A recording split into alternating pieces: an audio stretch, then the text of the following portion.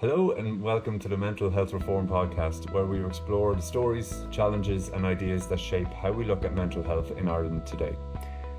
Alone has been part of the national charitable landscape for decades and year on year supports older people to age at home safely, independently and with dignity. From tackling loneliness and housing issues to advocating for stronger policies on ageing, Alone has been a lifeline for countless older people across Ireland. To talk on this and more, I am absolutely delighted to be joined by Seán Moynihan, CEO of Alone. Seán, thank you very much for your time today. Thanks for joining us.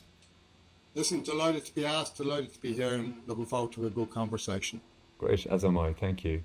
So, Seán, I'm sure people have an awareness of Alone. It's been there for, as I mentioned, generations. But could you offer a little bit of history on Alone and its work and maybe something that we're not aware of? Yeah, I suppose the easiest thing to do is say, look, what do? We support older people to age at home. And by the nature of our work, we generally have, there's a broad spectrum of older people, and we generally have the more marginalised group. The older people we work with tend to be slightly older. They tend to have lower house ownership. They tend to have only a basic income. There's plenty of couples, but it predominantly tend to be on their own. So what we do for them is we provide a service to help support those people to age at home. How do we do it? Ultimately, we've around 250 staff in every community in Ireland, right? And around 8,000 volunteers. We coordinate the support. So we'll go in, older person reaches out to us, we'll go in, sit with them, and whether it's housing, physical health, mental health, whether it's transport, whether, it's like a needle to an anchor. We create a plan with the older person to give them access to the supports they need or to directly provide them. And the volunteers provide that emotional support. Anybody who's ever worked in social care is always short of money, money and time. But ultimately, from the time point of view, is the staff are there creating support plans, resolving support plan objectives. So for all the things older people came to us, 86% of what they needed from us last year we provided, and that's to 44,000 older people, and around 75% done within 3 weeks. But what staff are always short of is time. So what the volunteers is, they have the time to meet that emotional support, that mental health support, where ultimately is they can either by phone or by visits, they have time to stop, chat, and build a relationship to give people that sense of safe, security and well-being on top of the actual practical task services we provide. And I think fundamentally this might be a bigger cultural question, but I think, Ireland acknowledges the ageing population in reports and rhetoric, but do you think that the realities of an ageing population are being taken seriously in Ireland today? I think what we have is maybe, rather than a deep dive on what it means to have an ageing population, we have superficial conversations. So we recognise we have an ageing population, and that's to be celebrated. Our friends, our families, our relatives, people we know, our neighbours are living longer. But it's like everything else is, not everybody's living longer in the same way, So in some ways, there are older people who have resources, skills and capacities that ultimately they're well able to navigate the journey of old age themselves. And there are older people out there, whether it's running businesses, minding childcare or running 5Ks, who put us all to shame. But an ageing journey is unique, and other people, whether it's health issues, physical or mental health, whether it's housing issues or finance issues, that happens, those changes come to them at a much younger age, or ultimately is they haven't got the resilience to deal with them. And it's that group we generally are supporting. But to go directly back to your question, we recognise an ageing population. Say, for example, we'll put pressure on certain issues, but we generally talk about pensions, and nearly the conversation stops there. So we don't look at the opportunity of an ageing, but we'd also then don't look on what exactly the impact of this will be on things like housing needs. What exactly, even as we talk about mental health here today, is what's the impact of that on mental health services? Generally, and this is why we're delighted to be here today, is we generally don't necessarily talk about older people and mental health, because maybe in a world where older people were brought up, mental health wasn't discussed very much. and services for that age group were never quite designed or never quite rolled out fully. Ageism is probably the last big ism we haven't had a great conversation about. Does that make sense? Is how we represent an older population, how we discuss an older population. You know, some services even provided by the state stop at a certain age because it assumes you are a certain way. Older people can be ageist towards themselves sometimes. No, I can't do that. Or we assume older people aren't good with technology, for example, and that's not true. You know, we do a whole heap of distribution and installation of assistive technology for people, and all we find is older people that are fully engaged and want to control and want to be part of the change in technology and want to use it to manage their own health and well-being. So I think you have to be given opportunities to be involved as well. Technology is a great disruptive force, right? And for the population, i.e. older people, are perceived that they use technology the least. They've actually, and they understand this, older people themselves, they have the most to gain by the use of technology because it can help manage the risk of aging at home. So if you fell at home, right, ultimately there's easy, simple technology now, fall sensors that somebody would know if you lived on your own. And that means somebody would come, right, etc., etc. So there's monitoring of vital signs and everything else. Then on the other side of technology, we know in a world where we're all so socially connected online, we know that the levels of loneliness, you know, which affect our physical and our mental health, have never been higher. But they're also higher in younger people. So, you know, if you look at things we've done like interventions around loneliness task force, we started off doing that for older people, but now there's 16 organizations involved, right?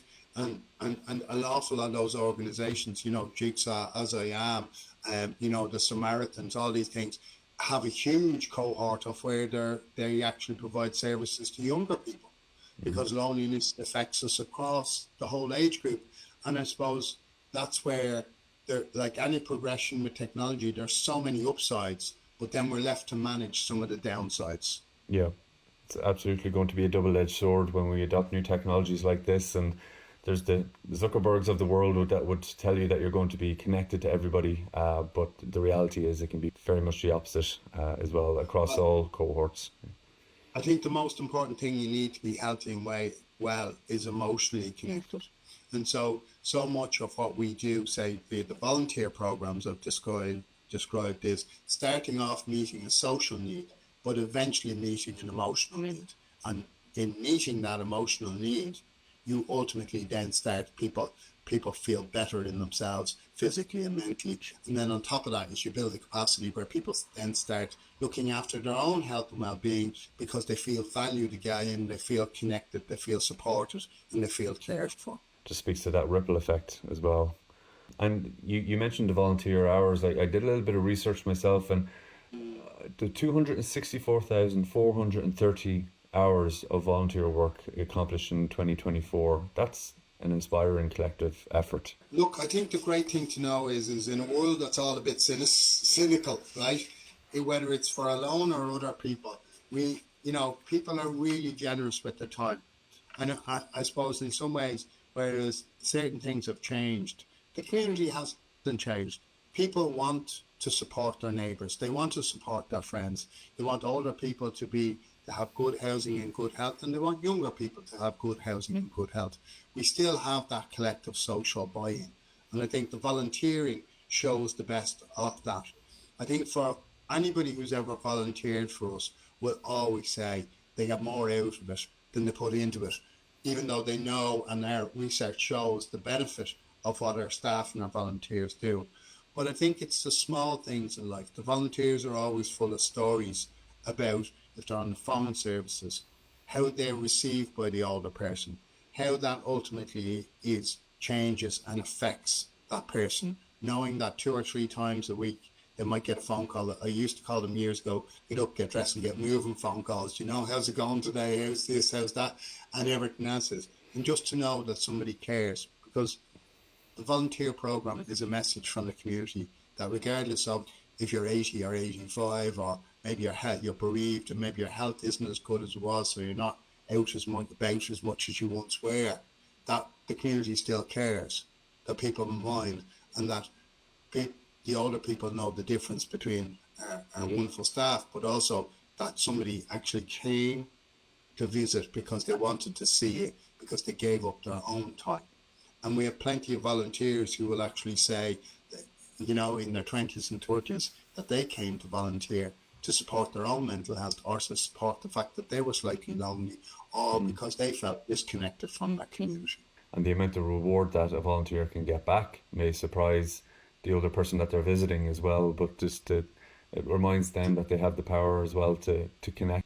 There's good research done in Trinity about the mental health benefits of volunteering. So it's a two-way sword. The volunteers are getting the benefit for their physical and mental health, but also then on top of that, the older people. So it's a virtuous circle. And I know there's over 250,000 hours there, but is there a moment that speaks to your heart that comes to mind when a moment that left an impact on you? I think in some ways, where in our sector, obviously we have huge amount of regulation and compliance, policies, procedures, practices, trainings, data, research, you name it. But the stories that always stick to us are where somebody comes to us who has no social outlet, or ultimately hasn't been out, or doesn't have the financial capacity. They're getting out once or twice a year. And to know via our staff and our volunteers the stories of how somebody started visiting them or calling them or bringing them out or just bringing them for a cup of coffee, and their emotional reaction to that. Somebody recently did, somebody volunteering, from NGOs, we all have to be raising a few bob. So we were doing some fundraising, and an older person approached, which somebody doing some fundraising in the middle of the city of Point Thesis, and somebody was donating a couple of quid into it, just a bucket. And the thing about it is and the older person in their 80s on a walker walked up and said to the person putting a few bob into the bucket, give more, these people changed my life, and walked off. And it's those type of simple stuff, and all of that is that we all have the same basic needs around support, friendship, and housing and health and transport. And ultimately what we're trying to do is bring that through all the government strategies, all the services of the state, through the front doors of older people, especially those who are on their own, or especially those with poor housing and poor health. And to that point, how do you feel that government policy should respond to multiple challenges of financial stress, housing insecurity, energy poverty, loneliness? I think at the end of the day I'm fond of saying that if you're short of housing, if you're short of finance, or you're short of support around your physical or your mental health, it doesn't really matter what age you are. And that what we need is programs across all the age groups. If you look at, for us, we produce a quarterly data report, we call it the Enhanced Community Care Report, and everybody who comes to us, we record what they wanted from us and what we did, and we try and turn that into policy asks, by, in other words, being able to capture the lived experience. So if you take even last year, the number of older people who ultimately we ended up giving to support, right, around mental health went up around 300% last year, because we're giving people the language to express and to understand that it is their mental health that's affected, especially with an age group that may not have that language, may not have that understanding of, why am I feeling depressed? Why am I no motivation? Why am I struggling so much? Is it anxiety? What? And they may not have that language, because I suppose if you're under probably 45, those type of conversations have been held in schools or held in colleges, or you've been involved in that debate of how to distinguish when you're not emotionally well, or where your mental health has been compromised. And I think older people, we try and help them get that language, and then ultimately get that support. Yeah. And to respect the differences in gender as well, that older men may not have the language as well, because it was something that they weren't exposed to, or they may feel it more physically as well, that they feel down in themselves rather than a mental issue. Look, I think we always look at the lens of the world from where we live today, which is I suppose, reasonable. But I think, yeah, as you say, you have to put the perspective on. If we're dealing with a 75-year-old man, what was it like? You're probably looking at somebody who only did the junior cert. It was the inter cert, as it was known back there, the vast majority there. And their exposures to everything from technology to what was the perception of the way the world was. And, if somebody was struggling with their mental health, they wouldn't have the language, or they would have a situation where they probably wouldn't deal with it. They wouldn't approach on it. They would feel that a certain way. They wouldn't have the confidence to do that. And so in some ways, understanding that and knowing how to work with these people has been the skill we've been developing. And how do you acknowledge those real fears that people may have, that they don't feel that they'd be ready to adopt the technology, or open their thoughts up to mental health? How do you come from a place of empathy to understand those fears and help guide them through it? That goes back to trust. That goes back to ultimately how we do our job. Does it make sense with people? Where we have long-term relationships with people, ultimately is as you build up that trust, that emotional support, and ultimately you become the point of contact. For an awful lot of older people, whereas we resolve issues far beyond the capacity, 50% of the issues we resolve for older people are done in partnership with a different organisation. But ultimately it's because we have become that point of contact for the older person. We've become that point of trust. So some things, a bit like everything else, is you're looking at a situation where you start off maybe resolving smaller issues, but as you build the trust, as you become that point of contact for the older person, you can go deeper and help them resolve more long-term issues that they may be struggling with. But I always imagine for the older people making that phone call, and a third of all our referrals are self-referrals. So I always imagine how brave those older people are. Ultimately is they said, you know what, I'm going to make this phone call. I believe that this will help me. I've got to a place where ultimately, I'm going to reach out and look for support. So we always acknowledge how brave those older people are, and we ask and encourage them to ring. And sometimes people ring and tell you, could you help me with this? And it's a small problem. But then we go out and assess, and there's much more to deal with. And that's okay. That's okay. No problem. Or else sometimes it is a situation that it's a short relationship. They need access to certain things. We get them that sorted. We solve out the problem for them, and then they move on, and they're better for having met us. On the far side, what we always looking for is more volunteers. The levels of loneliness in the country, unfortunately, we are the loneliest country in Europe, right? And unfortunately, there is a situation that, we sort of feel that services around mental health and loneliness are served for the older population. So we are short volunteers in every county in Ireland. At any one time, it's always a changing number. We always have around 2,000 older people looking for more support, more emotional support around the country. And ultimately it's a fight like everybody else to build the capacity to support that in every corner of the country. But if anybody has a spare couple of hours during the week, please ring us. We do training, boundaries, all the types of things, guard vetting, all the support you can do. So, and we have we've options around visiting, or we have options around phone support. So if people have the time, we really appreciate if they give it to us or consider volunteering with us. Thank you very much. And it sounds like a great opportunity to pay it forward, give something away, but also receive so much more in return. What we're doing as an organisation, well, the volunteers and the staff are on the ground working like mental health reform. We're taking our learning and that voice of that older person and ultimately trying to bring it to government, to bring around the policy changes that we need, ultimately to make sure people get the supports they need, especially around physical and mental health. We need to expand the conversation around mental health and loneliness, especially towards older people. And I suppose we, in a more positive way to finish, there's no loneliness strategy for the country, right? Everybody realised loneliness in the country is a problem. And the other day, we had a meeting with the 16 agencies. We have all the researchers we've ever written in Ireland about loneliness meeting every quarter to produce evidence-based proposal, and with 16 organisations. And this is where our sector, the NGO sector, is really important. And we're all together on this journey around 8 years. Thanks very much, Seán.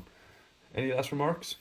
But we now have a draft strategy to go into government and say, we know you haven't got a strategy, but maybe we could engage you in this conversation.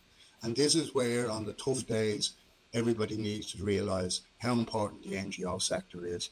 Where there is a gap in policy, there are people not only working on the front line trying to provide services to fill that gap, but behind that, our sector works together to produce proposals to move society forward.